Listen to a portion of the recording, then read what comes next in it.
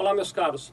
Quero conversar com vocês um minutinho a respeito da distribuição de lucros para os sócios daquelas empresas que são optantes do Simples Nacional. Em outros vídeos nós falamos a respeito do pagamento de prolabore. Então, nesse vídeo aqui nós vamos concentrar a nossa conversa na questão da distribuição de lucros pelo Simples. Bom, veja só o que acontece. A legislação considera que a distribuição de lucros é isenta de imposto de renda e também é isenta de INSS, mas para você poder retirar lucros da sua empresa dentro dessa isenção, existem algumas regras previstas que têm que ser observadas. É sobre essas regras que nós vamos conversar agora.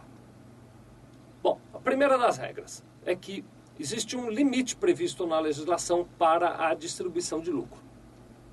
São vários percentuais, eu vou conversar com vocês aqui sobre os dois percentuais mais comuns e mais importantes.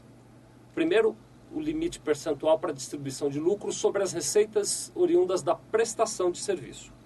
Então, se você tem uma empresa que presta serviços e teve num determinado mês uma receita equivalente a R$100 mil, a legislação só permite que você distribua como lucro isento de imposto até 32% desta receita de R$100 mil, ou seja, R$32 mil.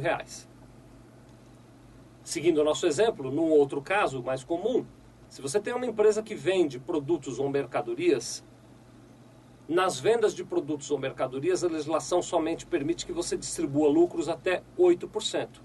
Então, se nessa empresa você vendeu produtos ou mercadorias no valor de R$100 mil, você só pode distribuir como lucro isento até 8% disso, o que daria R$8 mil.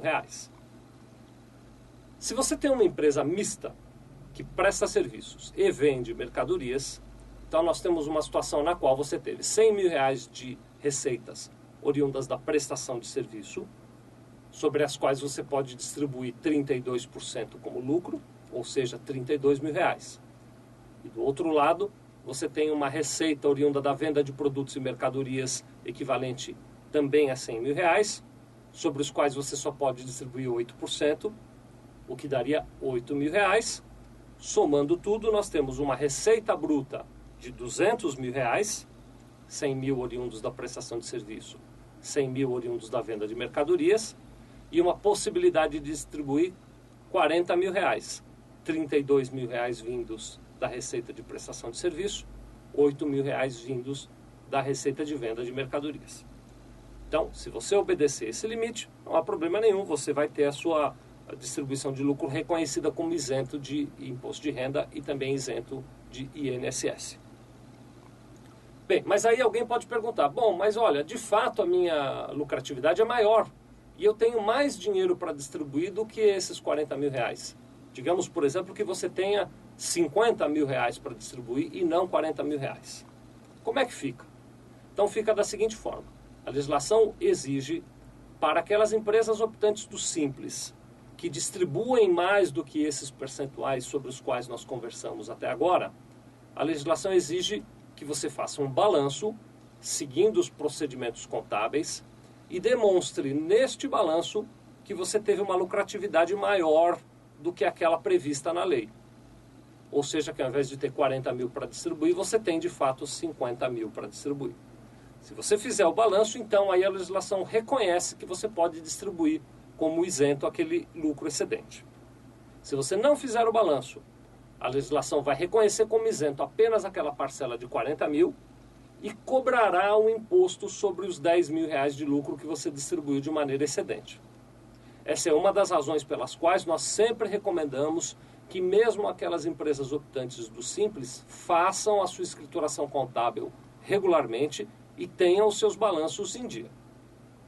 O fato de você demonstrar no balanço que você tem um lucro maior do que 40 mil, não vai aumentar o imposto. Você vai continuar pagando o mesmo imposto que pagava antes. Essa demonstração não é para fins de aumentar o teu imposto, é apenas para fins de você ganhar a isenção do imposto na distribuição do lucro para imposto de renda e para INSS.